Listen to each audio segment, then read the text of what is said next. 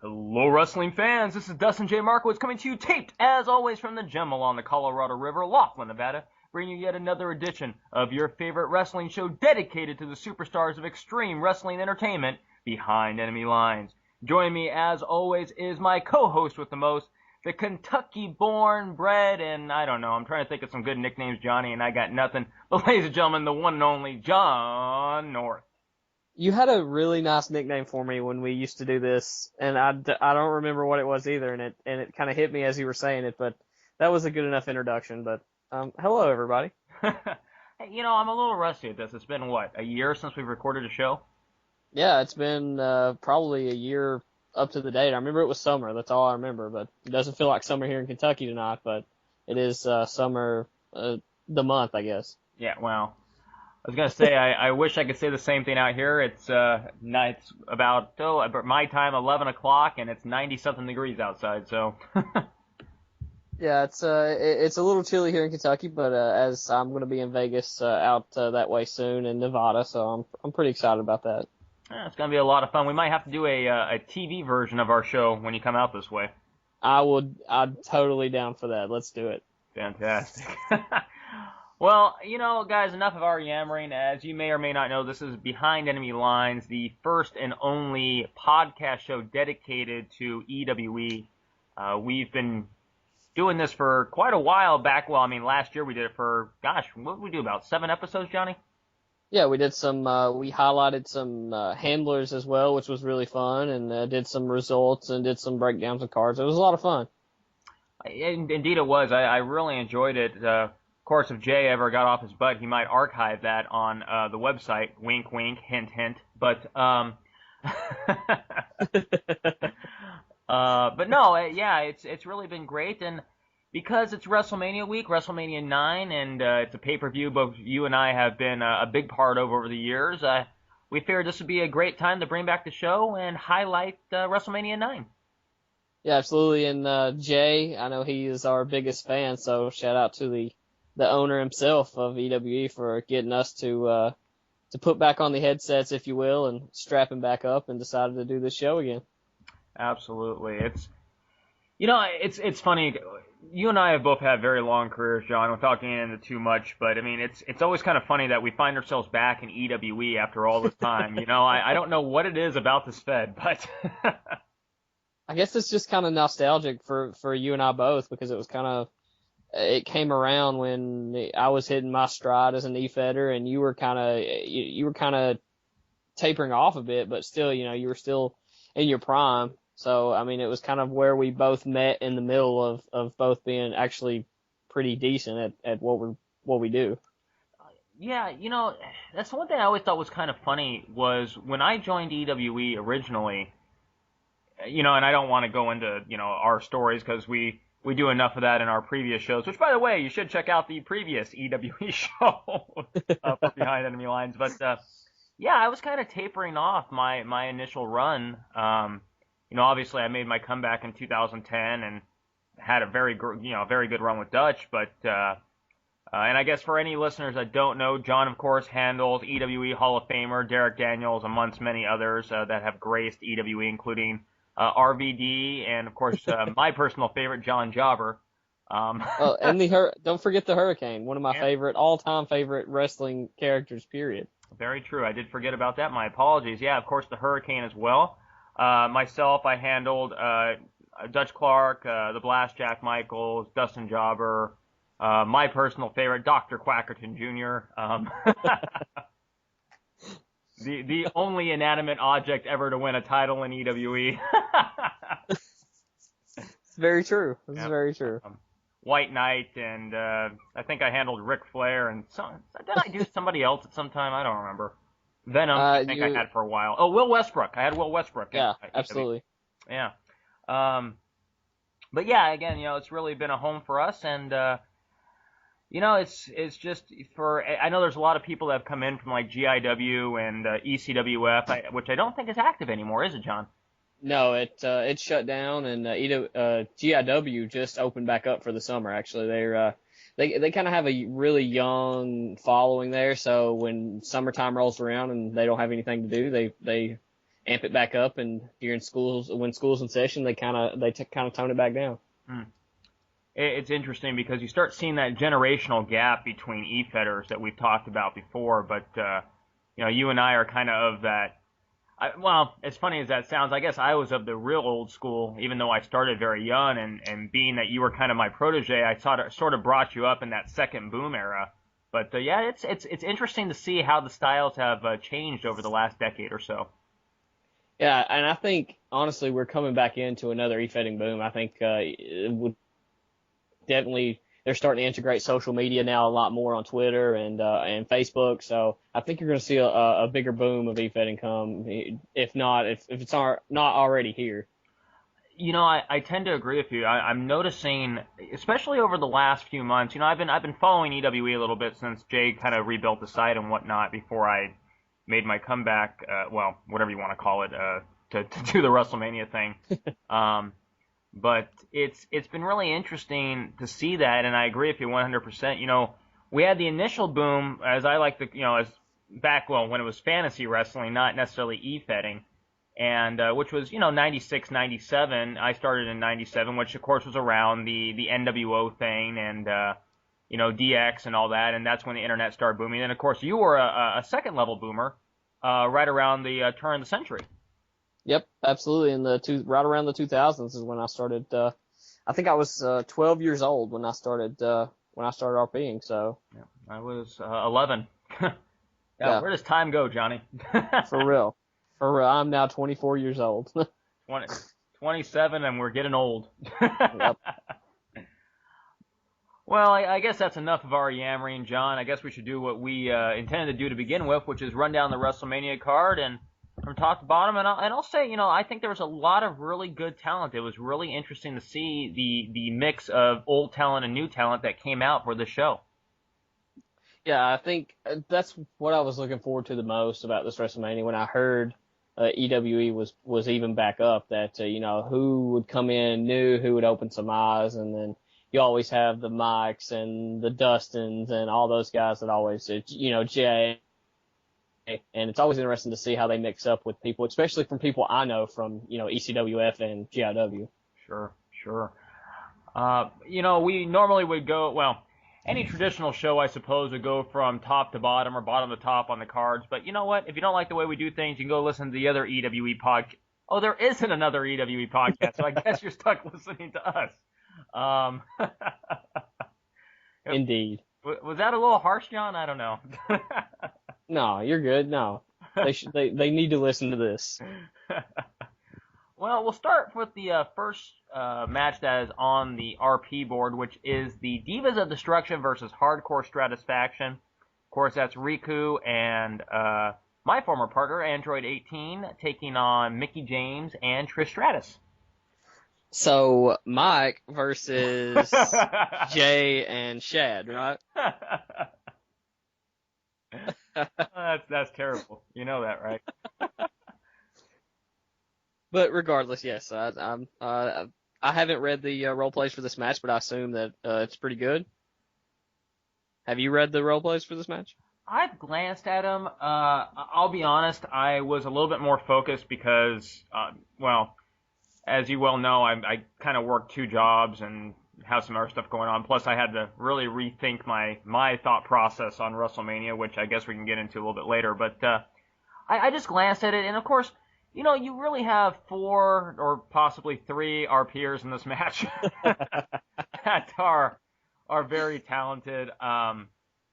Riku and Android 18, Tony and Jen, if you will, both former Undisputed Champions, both very talented writers. Obviously, I teamed with Jen at one time as High Society.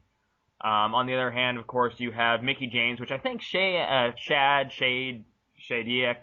I'm gonna say Shad from here on out. The S-Man. I think he's really come along as an RPer. I mean, if you look at his work now in comparison to, say, like when he first joined EWE, it's night and day, in my opinion, at least. Oh yeah, I agree with that 100%. I think he has a long way to go. That being said, but yeah, you're right about that. He has come a long way. especially from. I mean, even when the last time EW was open and now he's come leaps and bounds from where he was. Definitely agree. And I'll say this about Shad too is I do think he is pretty ballsy. I mean, one thing that obviously a lot of people were talking about was how he was attempting to break my record, actually, with wins on a pay-per-view card.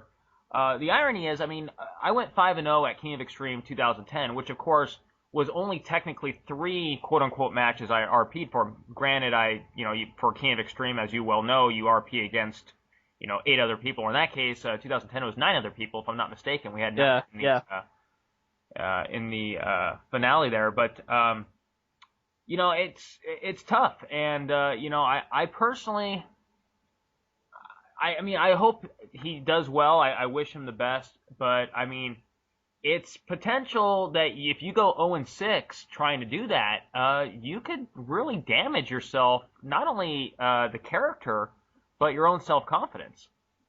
Yeah, I don't understand how, because personally I think that he may win. I know he's going to win that. I mean, I'd say we'll get to it later, but the Mid-Eastern title match, I think it is. I think he'll win that one. And I don't know about that tag team match, but I don't understand as a handler, how would you write for something like that you lost 6 matches or, you came up short. It would be tough for me to bounce back from that. I know personally it would be really tough. Totally agree. I mean, I think there's ways to spin it. Of course, I mean, you could spin anything, but, we actually had talked on the, I believe is it pronounced Zap board? Is that how they pronounce it? Yeah, I have no idea. Yeah. It's amazing. You're asking a guy from Kentucky to tell you how to pronounce something. So. Hey, you're a college graduate. I mean, I just, I guess I'm from a college base too, but anyway, I was the English major. I guess I should know these things. I'm an English minor. So. Oh, there we go. So, yeah, but it's tough. And one thing that I think Shad was trying to do was he was just like, and we'll get to it in a minute also with Jay with the Christie in the main event. But he was trying to prove a point with Mickey. And I really don't know if he had to prove that point necessarily with Mickey. It's a worthwhile effort. I'll say that. I mean, I commend him for taking the chance, but at the same time, is it realistic to think you're going to win 6 matches, especially going against the top guys in EWE? I don't know. I mean, I would even be apprehensive about trying to beat all these guys in these separate matches. That's a tough road to hoe. Yeah, absolutely. And I think I just think he spread himself too thin with this. And, I glanced at some of his role plays because obviously, I mean, I didn't read many of them, but I glanced at them and, I thought that they just got kind of repetitive. So, then that's the risk that you take when you spread yourself so thin. Sure.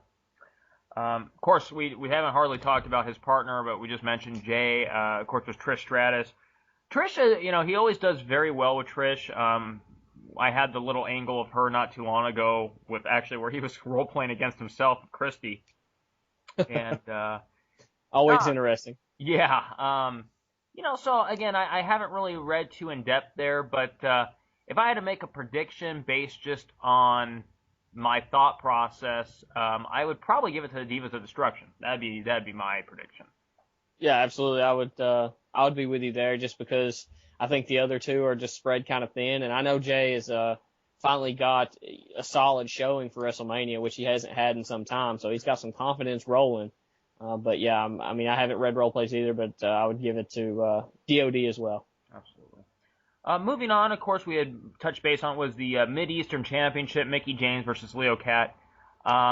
Little disappointed with JC's turnout here. I know he's not a big fan of his Leo Cat character, but personally, I always thought his Leo Cat character was his most, I guess you could say most real, most realistic.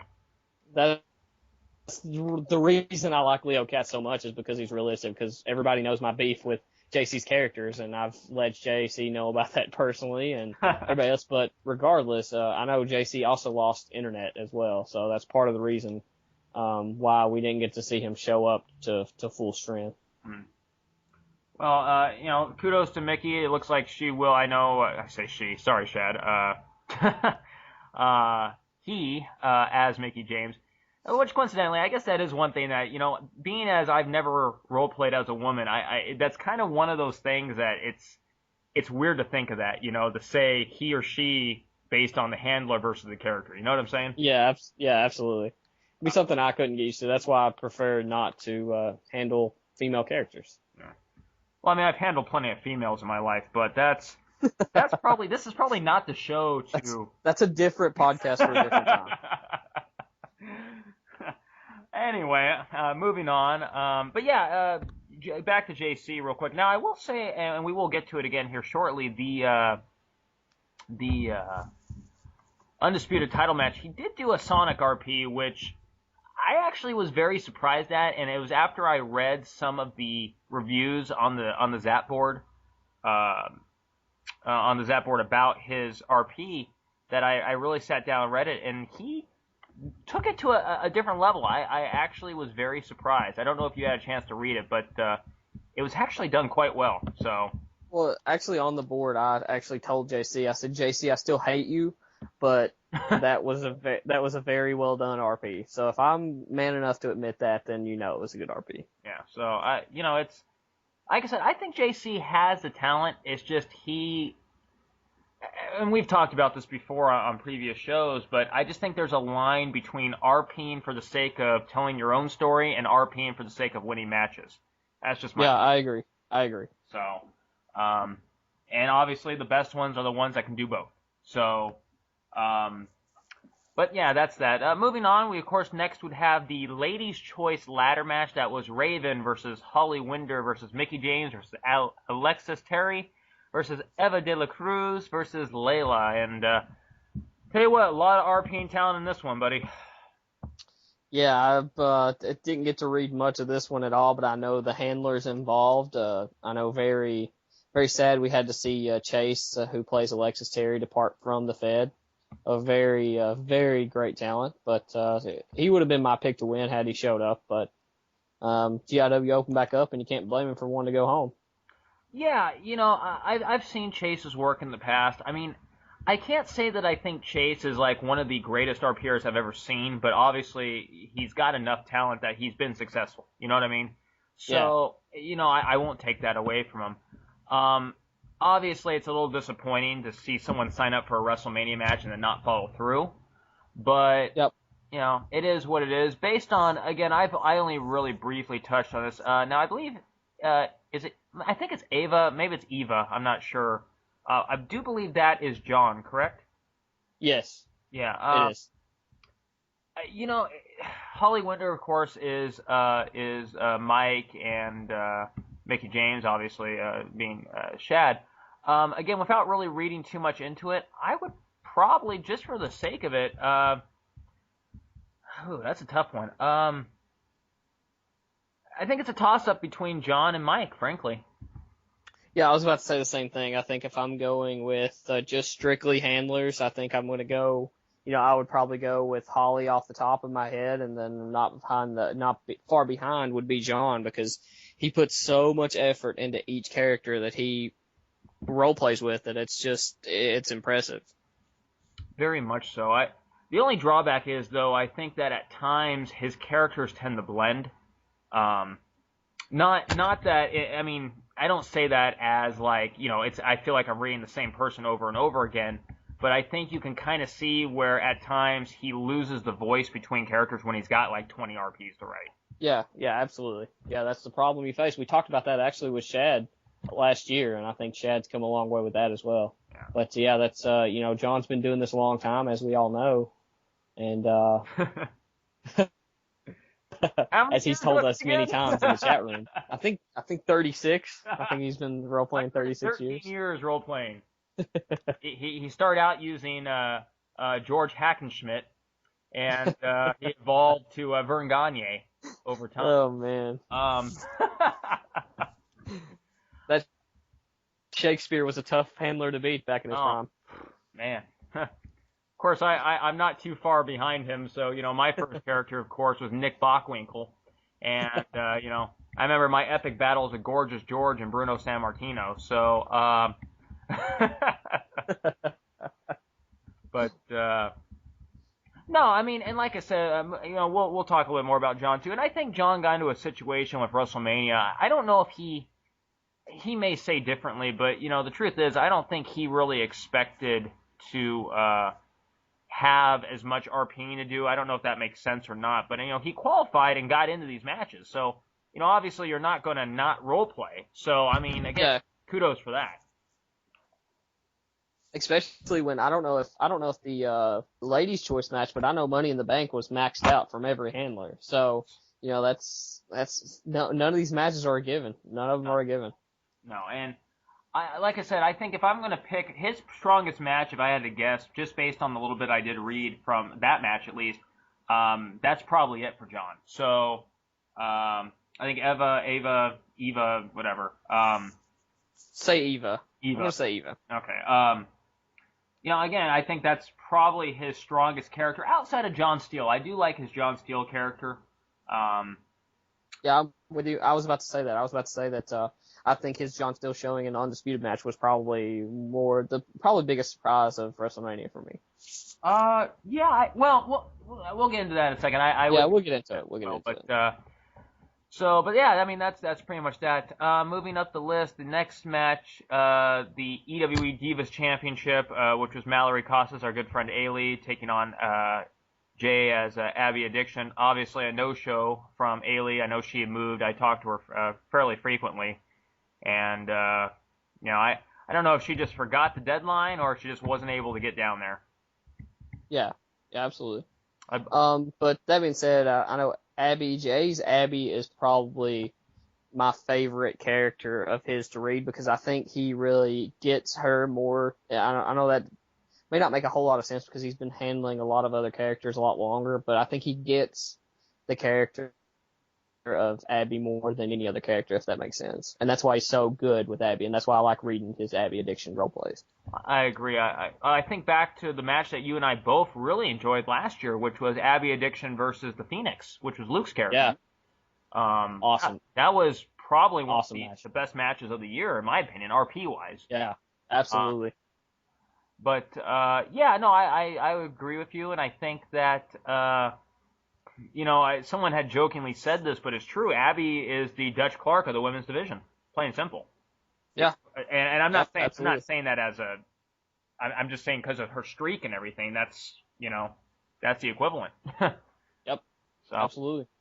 And we can sit here and talk about how great Ailey is for days, but she's very talented when she shows, but didn't find the boards this time around. Probably had some trouble, but hopefully she'll be back around. I really want to see her role play. She makes EW a lot deeper in talent when she shows up. Oh, absolutely.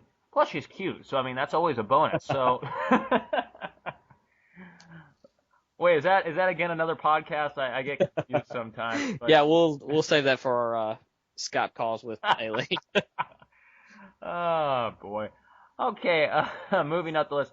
We had the Televixen Championship. Actually, I'm going to be judging this one due to a lack of judges at this point because most of them are involved in this match. We have Christy Jensen taking on Josie Wales, taking on Mickie James, taking on, I want to say Missouri. Is that how that's pronounced? I would say, yeah. I think I pronounced it Missouri, but I'm not sure. That's however Mike and his characters, whatever. It's the same thing, but it's not as bad as how you guys said Fugate for Fugate. Thank you. I was just about to say that, John. I swear to God. I still maintain Fugate. I was sitting there like it's Fugate, but yeah, I think it's. I will have to ask Mike how to pronounce it. Should have asked him beforehand, but he's probably at Walmart, so. Well, yeah, possibly. I just really glanced at the RPs here. This one's another hard one to choose. I don't know. I don't think that Josie got the 2 RPs in. I'm actually looking right now, and I don't think Christy nor Jesse got 2 RPs in on either one. Mike supposedly has some really big ideas for his new character, Missouri or whatever. So I don't know. I mean, based on that, And of course, Shad as Mickey. I mean, it's tough, but as spread as he is, that's a tough call. I'm probably gonna go with Mike though. I mean, he's always been good with some of these off the wall characters. I'm gonna not go chalk this time, and I'm gonna go Shad. I think Shad's gonna pull that one out when it's all said and done. Well, like I said, there's a lot of talent there, and I wish we would have saw more from the other competitors. But yeah, I mean, it is what it is. I mean, that's unfortunately real life takes precedent, at least most of the time. Okay, going up. Next one, another one that was a big bit of news, which was the Battle of the Old Folks' Home: Johnny Chaos versus White Tiger. Two very, very, staple characters in EWE. So, I actually read a couple of those role plays. It was everything you would expect. I'm still mad at Jay because when I had him, Johnny Chaos at WrestleMania against Derek Daniels, he posted one RP and didn't post anymore. So then he goes all out against White Tiger. I see how it is, but still a great. That'll be a great match, and I suggest if you haven't read, go read those RPs because they're fantastic. Two old handlers going against one another. It's great. Well, literally two staples of extreme wrestling entertainment. Anyway, look Yep. at it. Yeah. Yep. Which, coincidentally, I still think one of the funniest comments I ever saw was when I said Extreme Wrestling Entertainment and people couldn't figure out I was talking about EWE. So just for the record, people, Extreme Wrestling Entertainment EWE does stand for that. So I just want to clarify that when we say that. But, moving, I mean, prediction as far as that match goes, that's a tough one. Both guys are very spread out on the card, but they're both the prime characters for them. It's a real coin toss. Just for the sake of argument, I'll take Johnny Chaos. And just for the sake of argument, I'll take White Tiger. Yeah. Johnny Chaos burned down the MMSW. White Tiger didn't. So there we go. So, let's see, coming up the card, we had a pre-show match. Again, I know this is out of order, guys. Shut up for anyone that cares. Which was Katie Lee versus AJ Lee versus Marine. I know Marine quit based on something. Oh, I don't know. I don't know. Because of the language on the chat. On the Zat, of course. I don't know. Yeah, on the Zat. Yeah. AJ Lee is the only one who role played. I think, is that Mary? I think so, yes. Yeah, so obviously a win there. Not much to say about that. We had Michelangelo Argentino versus CM Punk. Both of them were no-shows. We did have, ironically, two role plays that showed up. One was just kind of a brief little thing from Audrey Marie. I have no idea who that is. But the other one is actually someone you're more familiar with, but I've had a chance to talk to a bit, which is Zoe as Astor Lang. Yeah, big fan of Zoe. Zoe's always been nice to me. She was one of the first ones I met in GIW, and if you can keep her focused and keep her around, she's a very, very good talent to have around. Well, she seems like a very good writer. She asked me about doing a little thing where Dutch endorses Lane and coming into EWE, which kind of falls into the character plan, obviously, of, well, I guess both Derek Daniels and Dutch Clark now. Yeah. Sort of where we're at as part-timers, I guess you would call us these days, huh? Yeah, I would definitely call myself a part-timer. Yeah, she did a very strong RP. I was actually pretty impressed with it. Fairly basic, and obviously it's going to be one of those ones where she just runs over some no-shows. I have to say I really like her Sig, mainly because it's Mila Kunis basically naked, and that's always a bonus. So, but no, I really look forward. That's for the other podcast. Yeah, no, yeah. I really look forward to seeing what she can do. I think that I don't see why she couldn't be in contention for any of the titles in EWE as far as I'm concerned. Oh, no, absolutely. I've seen her work. When she is at her best, she is literally at her best, and she can hold her own in GIW, and everybody knows, I'm pretty high on GIW, and like I said, just gotta keep her focused, and hopefully she don't spread herself too thin, because I know she likes to be in a lot of EFED. She likes to keep her, likes to keep herself busy. So hopefully she'll stick around in EWE. Yeah. Which coincidentally, is GIW gonna pay me to RP there yet? I don't think so. Okay. They're too busy paying me to try to come back right now. I heard that. I actually made a stopover on their RP board, trying to play a politician when Manny decided to pay a visit, but that's another story. Going on to the other pre-show match, it was supposed to be Johnny Rebel versus the Archangel, but it turned out the other John actually did an Undertaker RP, which was pretty good. I was pleasantly surprised at the style. I don't know. He had mentioned that it was hard to RP as the Undertaker. I was actually a little confused with that, because you figure there's so much from the Undertaker to choose from, be it the American Badass angle or the Dead Man or the original Dead Man angle when he first, however you want to play it. But no, I thought it was good. I really thought it was. I don't know. I thought it was a very strong RP, and I think he touched base a little bit on the Archangel thing. I don't know, but it was good stuff. It was definitely good stuff. Yeah, I think I would agree with him that Undertaker would be a hard character, I think, to try to capture everything about the Undertaker. And you got to remember, the Undertaker in real life is awful on the microphone. I don't think people really realize how awful he is on the microphone. So you don't really have anything to base it on except, his actions and mannerisms.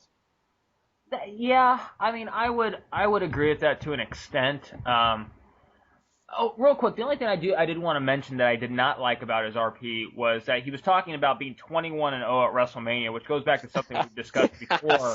I saw that. Yeah, which is separating the WWE version versus the EWE version. But no. I thought it was hilarious. I don't know. I looked at it and I was skimming the roleplay and I saw that and I just started laughing. I thought it was hilarious. I'm like 21-0 at WrestleMania, yet this is only WrestleMania 9. Maybe. It was great. It was great. I don't know. I mean, if I've never handled the Undertaker before, but like when I handled Venom, who I guess you would kind of consider sort of in that same aspect that he was more about mannerisms and stuff. I usually had a mouthpiece for him. So, I mean, if I was going to handle the Undertaker, I would probably have some sort of management or something like that. That's just me. Yeah, I agree. And that's why the Undertaker always had a mouthpiece, is because he is just atrocious on the microphone. He's awful. It was before Paul Bearer. He obviously had Teddy Long. Before Teddy Long, I want to say Paulie Dangerously. I could be wrong about that at one point. But, yeah, I mean, we'll see how it goes. I mean, obviously he's got enough to dig into that he can play with the character. So, we'll see what happens. And then, of course, Johnny Rebel is back. This guy. This guy. Johnny, this beer swilling redneck in the locker room. Yeah. Well, I figured Johnny Rebel is pretty much the modern day, John North. So there you go. But yeah, I'm glad to see him back. I'm glad to see him having fun. Yeah, I don't think the Johnny Rebel character was bad. I am kind of curious to know what OCC means when I think he meant OOC, but that's he said he got hit with the storm. OCC. Are you down with the OCC yet? Oh wait, never mind. But no, I mean, like I said, I thought his partner, what was it, Chaos? Was that his partner? I think so. I don't really remember, but yeah, they had a pretty good tag team. Yeah, it was a good little rapport. So hopefully Johnny can tap back into what he had in the past, and it's good to see him back in EWE. Okay, here, moving along. Let's see. I guess I could take this time to plug our sponsor for tonight's show, BowlingEvolve.com. BowlingEvolve.com is the sponsor of tonight's podcast. Is that a shameless plug? Boo! Hey, what do you want from me? Come on, it's my other career. And my shameless plug, you can follow me on Twitter at jnorth0. There you go. Follow him on Twitter at jnorth0 or check me out at bowlingevolve.com. Myself and PBA millionaire Eric Porkle talking about bowling yesterday, bowling today, and bowling tomorrow. Hey, it's what pays the bills. What do you want? Moving on. Okay, now here is another very interesting match. At least I thought it was. EWE King of Kings Championship, the belt I made famous. Thank you very much. Triple H taking on Angela Fortin. Jay versus our protege Scar, and I'll tell you, Angie is a very good character, and I think Scarlett is moving past that mid-card stage, and I think she's going to be on that main event level. Yeah, I think this match is going to help her a lot, even though I don't think I've ever said this, but I'm not a big fan of the King of Kings title. I don't see a need for it. That being said, she wants it, and she went after it, and I think she got one over on Jay this time. Yeah, Jay obviously was pressed for time. His second RP, although funny, was not a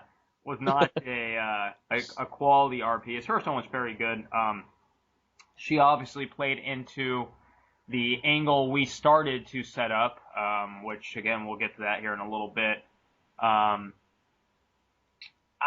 don't know what to say. I'm kind of mixed on the King of Kings Championship myself.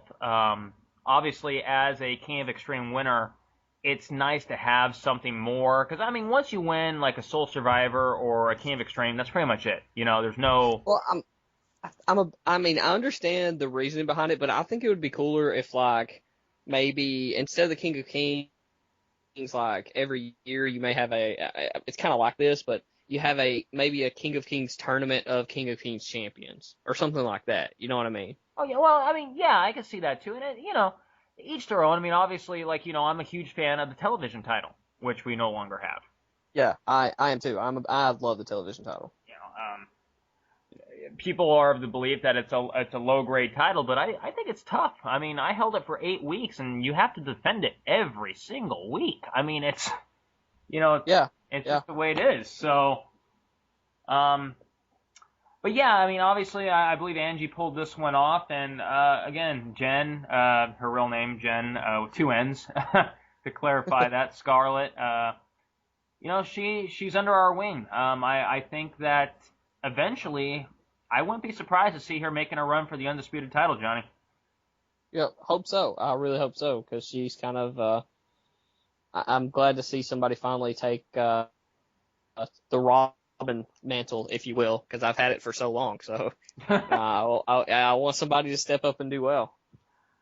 I think one of the things, and I'm sure you agree with this, that makes you feel good as a handler is watching someone you've helped be very successful. Obviously, when I watch you and I've seen what you've done, I'm very proud of that. And I think with Scar, we've kind of done what we've done in our careers. Realistically, John, you and I have, you know what I'm saying? We've kind of done what we need to do. Yeah. I'd like to see her kind of take the MMSW name, for those who don't know, Mean Machine School of Wrestling, and, take it on to another generation. Obviously she is of a newer generation than we are, and, I don't know if we're going to be able to do this for much longer, but, she can, so. Yeah, more power to her, absolutely. I hope that comes true. I hope to get a Facebook message when I'm 35 years old that some kid out there is using the MMSW banner to win e-fetting championships. That would be as weird cool, as weird as that sounds. You know how amazing that would be. It'd be awesome. Oh man. Okay. Now we start getting into the hard stuff. The Money in the Bank All-American Championship. Woo! Yeah. Now here's something I can rant about for quite a while. I'll try to keep it brief, but obviously we had some very good talent. First time in the history of the Money in the Bank that the match was maxed out, which I think is kudos to everyone involved, for sure. That is very impressive. Yeah, very impressive. Yeah. Participants, obviously, we had Misty Hayes, which is handled by John, as well as Aries, which is handled by John. Kelsey Parr, handled by Mike. Mickey James, handled by Shad. Leon Cashmere, which is I can't think of his real name. I think it's Kevin. I think it's Kevin. Don't quote me on that. I mean, I always call him Cash, so Yeah. we'll just call him Cash for now. Another very talented guy, which we'll get to in a second. And, of course, this one strange fellow, Urek the Dark Christ Fuley. I don't know if that's... Oh, the Irish Fury, Dutch Clark. That would be me. Kind of, I was a little disappointed originally with how this turned out. Only because, as you well know, I had a plan or an idea that involved you as well. Didn't quite get to run with that. Not quite. I think the whistle was blown rather quickly on that. Yeah, and which I don't know. I mean, I don't know. I thought my style was fairly disguised, but apparently I was wrong. And yeah, I think Abdul kind of busted you in the exec. Yeah, it is what it is. But it was fun. I gotta say, it was a lot of fun coming back. What was it like switching your style up? Because I know you did this. Because I know what you were gonna do, and then all of a sudden you had to revamp it at the last minute. Oh, that is a very tough question to answer. You kind of know my mindset, John, as far as role playing. I wing a lot of things, but most of the time I try to plan some stuff out, to have an idea, at least a guideline, for my RPs. And coming into this, because I do work basically 2 full-time jobs, and my bowling career, as well, I knew that my time was going to be limited, so I had actually originally planned a very dark kind of angle that would have been, the shrouded in mystery kind of thing. Was originally what I had planned out for 3 RPs, which would have actually developed. The first RP would have been comparing the different wrestlers to the 7 Deadly Sins. I think I mentioned that to you before. That was kind of the original plan, and sort of exploring each personality base, and then RP2 and RP3 was going to be kind of like following up what we did with Scar, where we intervened and saved her, which was part of her King of Kings RP, and then RP3 would have kind of been just a follow-up. I kind of see where everyone else was coming from, and then I would have planned something out from there. Having to change it up, it was tough. It was tough to come up with something that quickly without, I guess, shooting myself in the foot. I guess the first RP, obviously, I came up with the idea of him kind of turning on Christie only because I really didn't have any other, there was no recourse. I mean, there had to be a reason for Dutch to come back, and obviously the several month buildup that we had originally planned was not going to make sense anymore. No. So I had to kind of come up with something real quick, and I was like, well, maybe I can basically say Dutch is just being a dick. I mean, more or less, he has no faith in who Christie is, and or honestly, maybe there's something deeper. Maybe it's a big schmoz. Maybe he's working with something with Christie down the road. Which, honestly, that storyline is still kind of up in the air as far as Jay and I go. Very serious, obviously, the first RP, and then honestly, you gave me the idea for the second RP. You kind of told me to let's explore something a little bit different. So, what do you do when you're pissed off? Time to go drinking. Yeah, I think you do comedy better than anybody, so that's why I told you I don't think anybody in the match was going to go comedy, and I thought that would be your strong, that would get you over enough to win it. I appreciate that, and it was fun doing that too. It was fun doing something different, and it was kind of shades of our time as a tag team, the Style and Pride stuff, and of course, I kept thinking about for longer people have been in the Fed of the Key of Extreme RP that actually was part of the match of the year thing where we got Derek wasted in England. Um, fun times, but and then of course the third role play, as you've read too, I really actually out of the three I enjoyed writing that one the most because, as you know, I've always been a fan of realism. And if we're drinking for 2 days, obviously we're not going to be feeling the greatest the day No. of the match. And we were able to tie in real life, of course, with Behind Enemy Lines, the Behind Enemy Lines show with what originally was planned, which was you and I were actually going to write out a WrestleMania pre-show. So I think everybody would enjoy this a lot better. Oh, I agree. And but no, it was a lot of fun. And I'll tell you, the competition was stiff. Just kind of going down the line. I mean, first off, Kashmir, I am very impressed with the way he writes. Definitely a byproduct of modern RPing, but he's got that that intangible, that it factor. I'm not sure exactly how to explain that, but there's something about his writing that kind of reaches out and grabs you.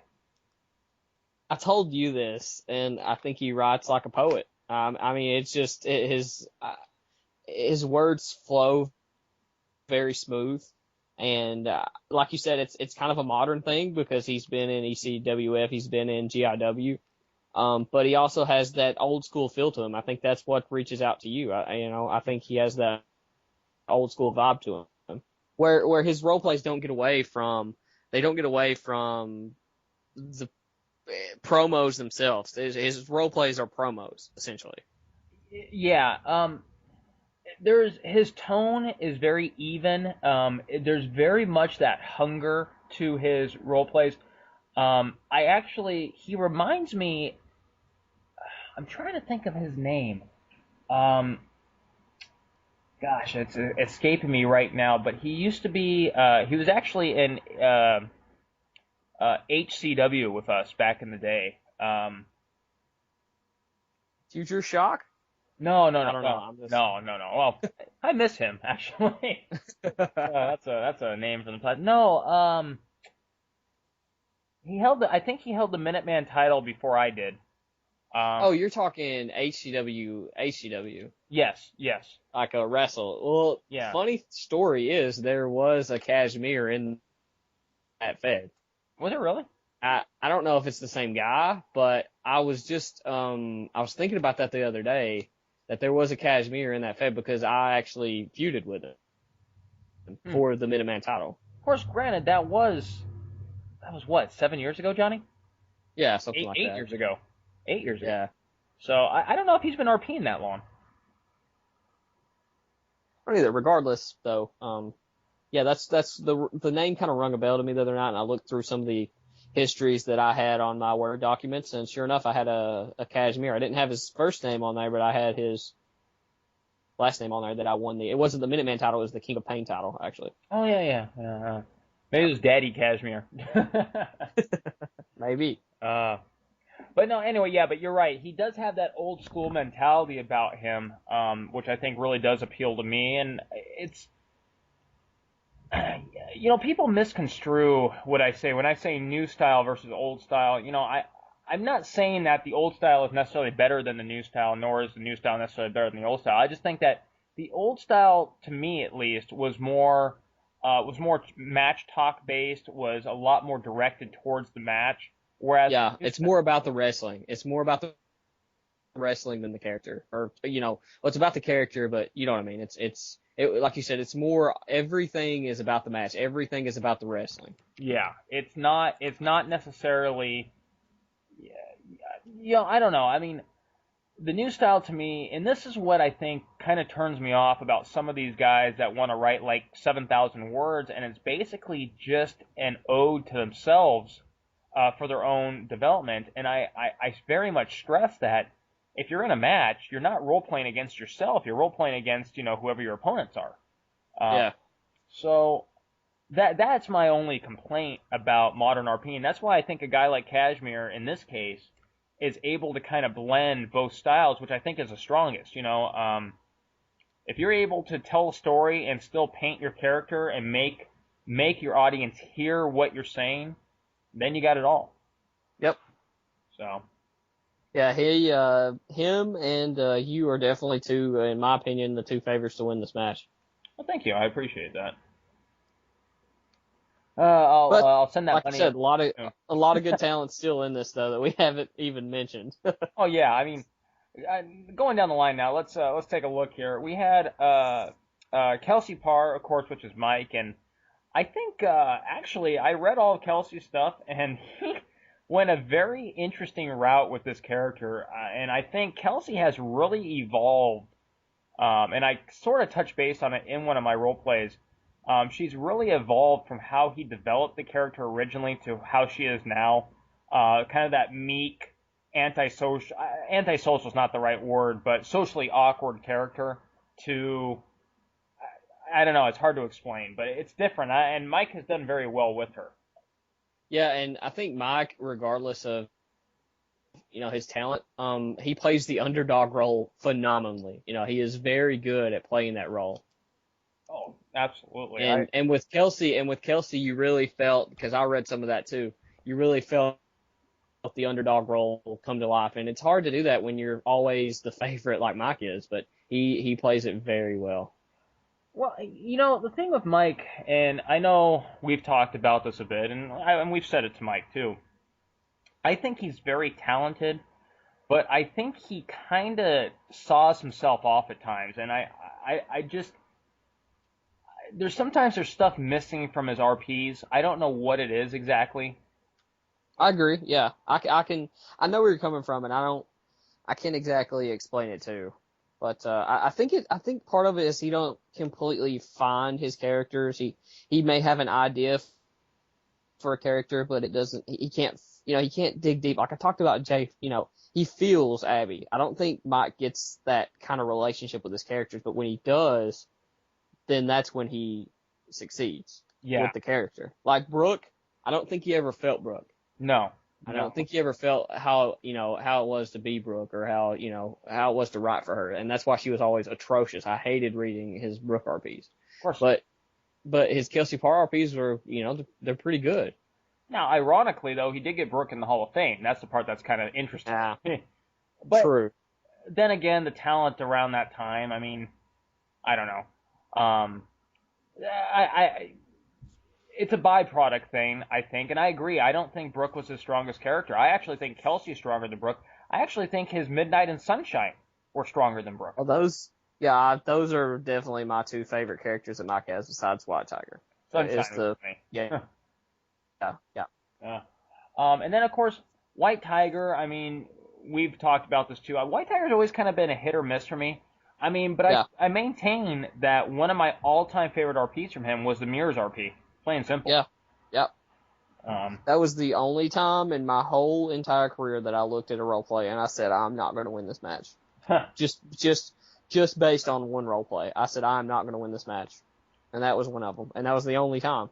Yeah. He is able to dig some stuff out. And again, that's why I think any match that he's in, he's got to have a chance. I mean, I might not think of him as the favorite, but when he's able to tap into that, you're right, he's deadly. Yep, absolutely. Moving on, of course, Mickey James, Shadek, doing the another match here. I read his RPs. Honestly, no offense, I wasn't overly impressed. They weren't bad, but I think he was grasping.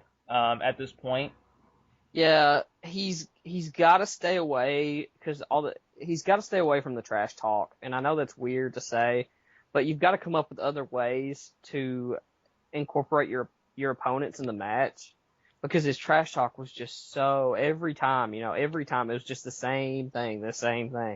And I think if he would have found better ways to kind of incorporate the match besides just basic promos, I think it would have stood a better chance. But like we said, you spread yourself thin. That's the risk you run. Agreed. And something I'd like to bring up, and both Mike and Shad did this. Now, Mike did it a little bit differently, which I think helped him. But, obviously, with Dutch Clark revealing himself, if you notice, their RPs were very geared towards Dutch. And, Yeah. which is not, I mean, I find that flattering to some extent, but at the same time, especially in the case of the Mickey James RPs, I mean, and Kashmir mentioned it too. I mean, everyone did, but especially in Mickey James, I think it was really too much about that particular character. Now, in the third one, it was a little bit different, but I think by that point, it was a little too late. I didn't see the linkage and the flow between the three RPs that maybe a Kashmir had or a Kelsey Parr had. You saw the transition. I didn't see it with the Mickey James RPs. Yeah, and that's something we haven't even touched on, and I think is very important in a multiple RP setting is how those RPs link together as well. I think that's very strong, and I think you're right about that too. You're spot on. Oh, well, thank you. That's and moving on. That takes me into the Misty Hayes character. Can't say that I'm a fan. Only because. No, I'm 100% with you. That's John's least favorite character of mine. I could do without Misty Hayes. I just don't think there's any depth to that character at all, and I think it's very one-dimensional. And it's true. I mean, I would rather read, Ares, his other character was fine for this, but I just felt Misty Hayes was out of place. And, John was talking about how, they've kind of written Misty Hayes off, but I didn't think he was that impressive with her. There was two things that took me by surprise. One was, and he actually alluded this to it in his first RP, was the similarities between Misty Hayes and RVD. The difference is, though, to me at least, is that RVD has a charisma, and Misty Hayes, I just did not feel. I mean, the only thing that came to my mind was, okay, here's a foul-mouthed druggie. And it was the same RP to me 3 times. He tried doing the pass thing and linking, and to me it was just a mess. I think the one thing that hurt him the most, for that character, mind you, was doing 3 back-to-back RPs, frankly. Yep. Yeah.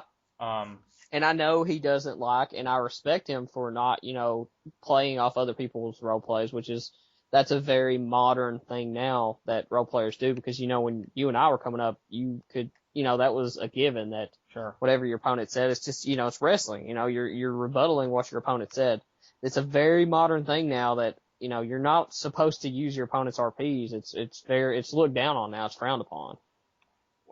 In some, you're right. In certain feds and certain circles, it is frowned upon. And to me, I think it's ridiculous to think that. That's just, again, kind of the way, obviously, I was taught. Yeah. Well, obviously, I think it's a lot of fun to do that, but, it's kind of, the more competitive now that this has gotten, the more kind of it's like, it's unoriginal to say what I say, but I've gotten away from it, but I still really enjoy doing it. But just because I was in GIW wouldn't count your role play if you used what your opponent said in their RP to your RP.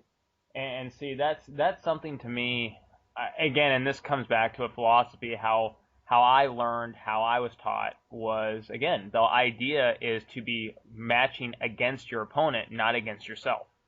Yeah. And I know, obviously teaching you have the same mindset I do to some extent, on what makes an RP. And I think there's merit both ways, don't get me wrong, and I agree. I think it's commendable to have that ability.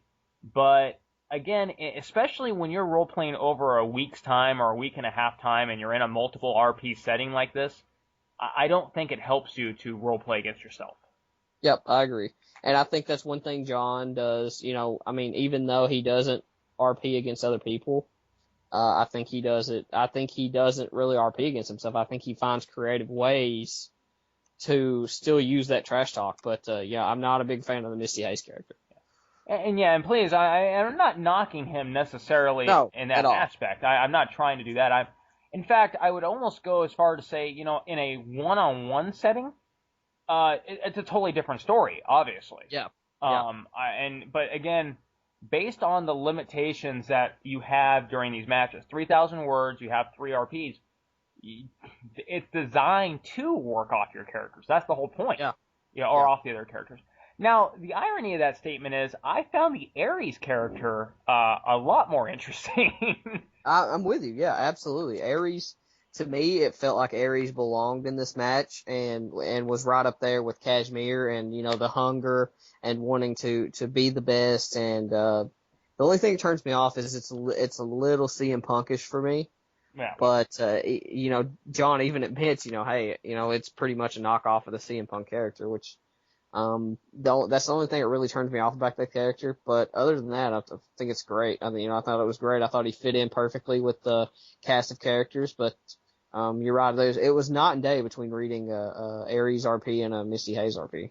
Absolutely, and I like the Ares character. I mentioned it briefly in my last Dutch promo. He's kind of running the same angle that I did a couple years ago, or we both did actually with High Society. Yeah. Changing the face of EWE. I don't know. I don't know. I mean, I think the first promo was very good. His last one, I don't know if it kind of got lost in the shuffle for me, if that makes sense at all.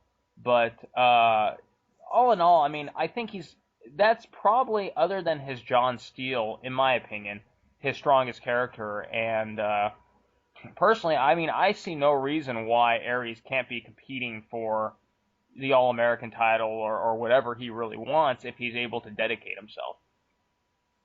Yeah, absolutely. I think you're right about that, and I think he's an outside, a dark horse to win this match, in my opinion, with Ares, not Misty Hayes. I don't think Misty Hayes has got a shot, but I think Ares is definitely a dark horse. Well, like I said, I mean, obviously I'm, gunning on myself to win, but to me, you're right. I think he would be the long shot. I think to me, if I was taking myself out of the equation, it's Kashmir or Kelsey Park. Yep, absolutely. Yeah, right on. Well, that is going to take us into the big event, and I know we've gone over an hour, folks, so, hopefully you've been enjoying what you've been listening to so far. If not, again, you can listen to the other EWE show. The EWE Undisputed Championship, the Gauntlet match, which very gutsy move on Jay's behalf. And before we get into the match, I do want to address something we've been discussing on the Zapbox quite a bit, was the concept of if the Gauntlet match counts as a single match for a person or multiple matches for the person. And I'm of the belief that a Gauntlet match is a single match, regardless of how you look at it. Just like I would say a Battle Royal or a Royal Rumble, even though you're facing multiple opponents, is still a single match. Yeah, I would agree with that, because I think it's kind of like that sort of match. It's not like say when we do King of Extreme, it's not set up like that as in multiple matches, but it's one match. It's listed as one match. It's a Gauntlet match. Yeah. I'm with you. I think it's one match. Yeah, and King of Extreme, I agree with you too. I think it's set up where it is separate matches, so it is literally. I mean, you literally do have different matches throughout the night. So I know that might sound kind of funny to say that, but it's just like, someone had asked me about Phase 3, because technically, you're going into 3 different levels. Yeah. I don't consider that 3 matches. I consider that one match as you're progressing, So King of Extreme, obviously, you have your quarterfinals, semifinals, and finals. So yeah, I agree with you. I think it's that would be the exception to the rule. Of course, going into this match, let's talk. I guess we should talk about who's actually in the match. Christy Chaos, of course, Jay's undisputed champion. Alessandro Quagliateri, I never could say his name right. Abdul Q. Abdul Q, Mickey James again, John Steele, Nero Phoenix, our good friend Gaz, D-Dog, who Ailey broke up his girlfriend and him. Just want to throw that out there. Oh, man. Good times. Android number 18, so Mike or Jen, depending on how you look at it. Sonic, the Hedgehog, which JC, Cashmere again, and Psychotica, which I believe is John, Yep. another character. This And Mr. Man. Oh Don't yeah, forget that's Mr. right. Man. I forgot. Manny did do one RP. I know he didn't have time to do more, or whatever the case was, because of the cutoff. So 11 people in this match. Christie obviously coming in first, as set up per the rules. I gotta be honest. There's a lot of talent in here. I've kind of read. I can't say I've read real in depth into everyone, but I have, gone through it. First and foremost, I want to say, even though he didn't get 3 RPs in, JC's Sonic RP was actually extremely good. Yep, it was one of his best RPs as Sonic, and I mean, if he would RP like that all the time as Sonic, I may accept him in, but I just don't. I don't like characters like that. I'm very old school, you know that, and I don't like it. But if he would RP like that all the time, then I could deal with it. But sadly, his internet went out, and I couldn't see any more from him. Yeah, I also thought it was interesting that he incorporated pictures instead of HTML coding, which. Yeah, that's actually pretty smart when you think about it, because you don't waste your words on a name or putting up, Sonic Tails the whole time, and that wastes a lot of words in your roleplay. Sure. I also like, the one thing I really like about the Sonic character is that he's embraced the fact that how people view him, because obviously when Dutch has ever been in the ring with him, he sees him as a midget in a blue suit. He doesn't see him as an actual hedgehog. And JC's kind of embraced that. You know what I mean? I think that's, to me, that's how you play off of other people. Yeah, absolutely. Of course, we talked about John Steele in this match. I think the John Steele character was great. He really tore things apart. Psychotica, I think, was more of a placeholder, realistically, just to get the character introduced, I suppose. Yeah. Great match for that, the Undisputed Championship. Oh, yeah, well, hey, if you're going to come out, you might as well come out swinging. I will say, I don't know if this is the time to say it, but I was disappointed in a lot of the turnout. I thought it was going to be a lot more, I guess, tougher for Jay to retain. But, Gaz didn't show up. Abdul was probably going to be my pick to win.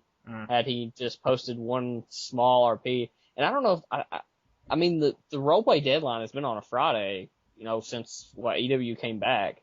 I'm not sure if that threw everybody off or what happened, but I mean, just, D-Dog even showed up for it, but, he only got 2 RPs up as well.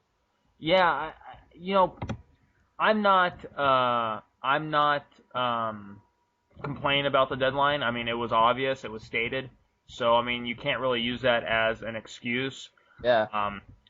But I will say this. As far as favorites for this match, I mean, Jay did 3 very good RPs with Christie, and he played off of the Dutch turmoil perfectly into his RPs. I thought Jen did a phenomenal job. That's the best I've seen Android 18 RP in a long time. In my opinion.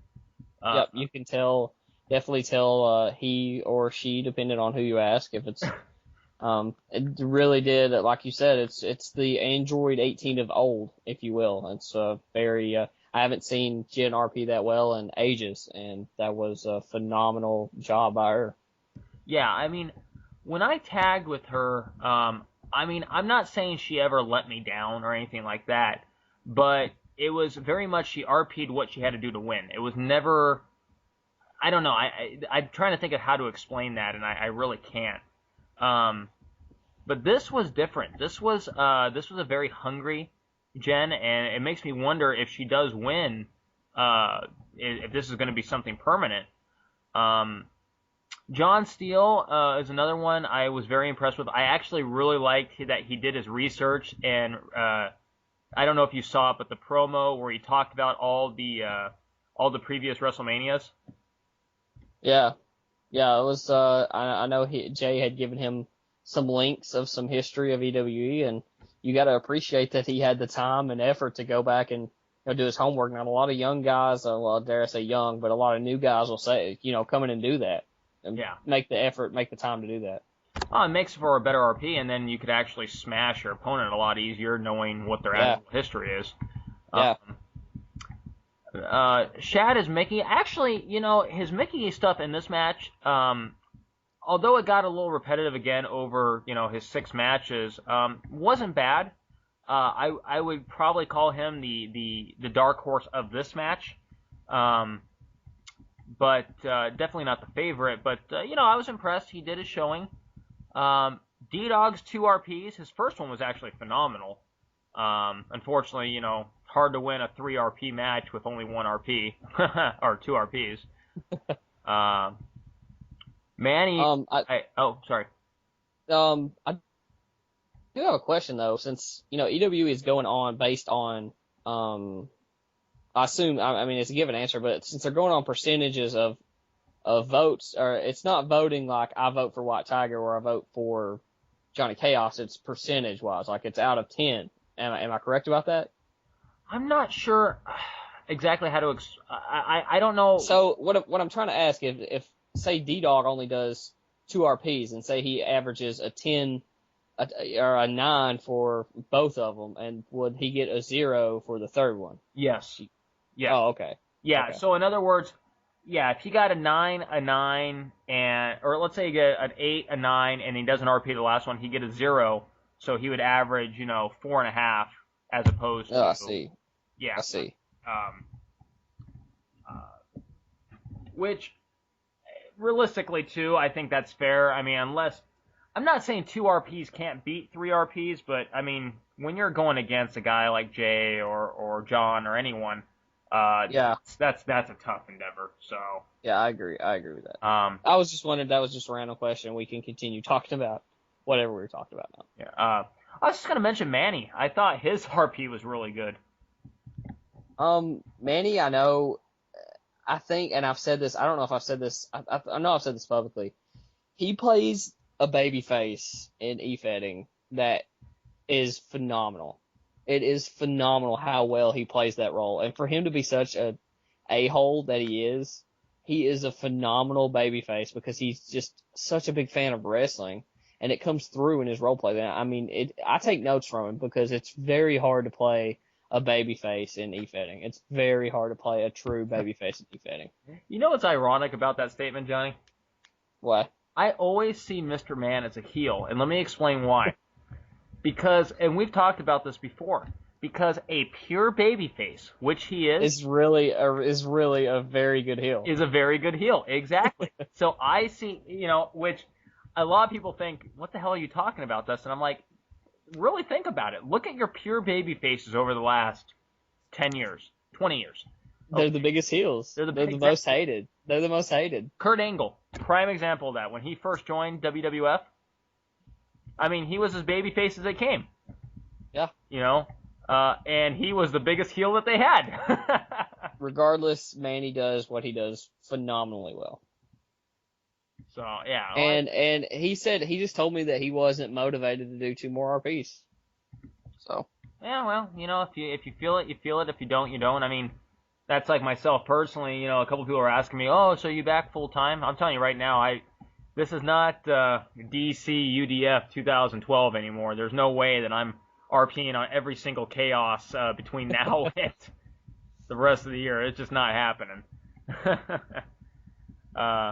We got Derek Daniels signed up for all of them, though, so I didn't think that was the problem. I don't think so. Oh. I don't think so. Oh, man. But yeah, as far as a prediction for this match goes, there's a lot of thoughts on this. I'm probably going to go with Jay retaining the title, followed closely by Jen and then John. Yeah, I agree. I don't know if I would probably I would probably go Jay retaining because I think I haven't checked out his second RP yet, but I hear it is amazing. Mm-hmm. I hear it's one of his best that he's done. Definitely Jen. If he doesn't win, I think it's going to be Jen. If not, I think it's going to be in third Leon Kashmir, or it's going to be John. I didn't even mention Kashmir in this match. I apologize. Of course, we already kind of talked about him in the MITB.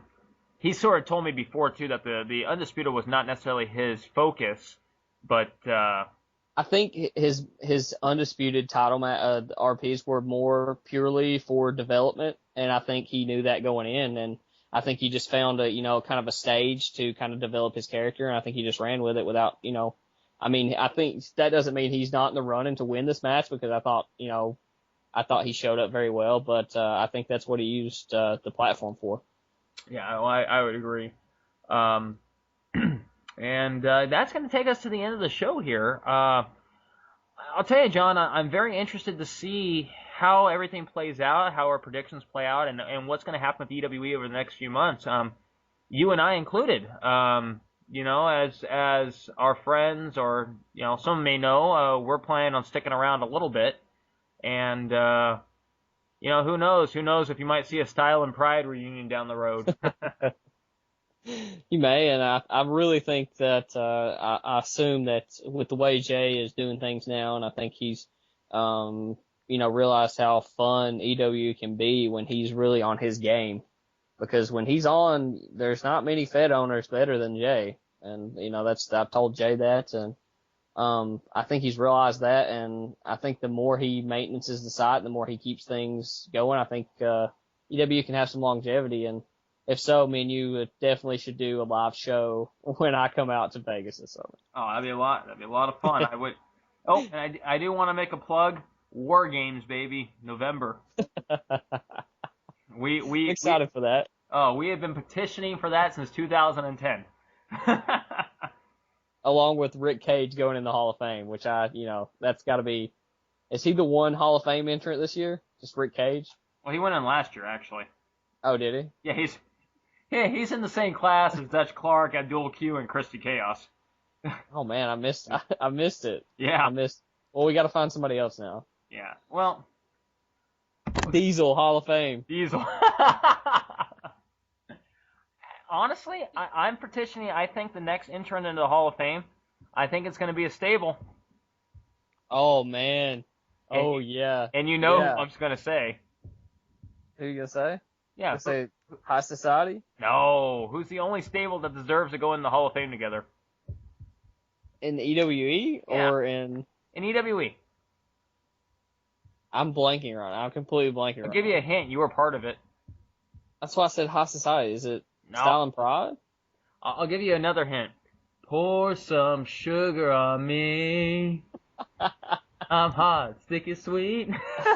The funny part is I didn't even think about the jobbers this whole time, but absolutely put them in the Hall of Fame.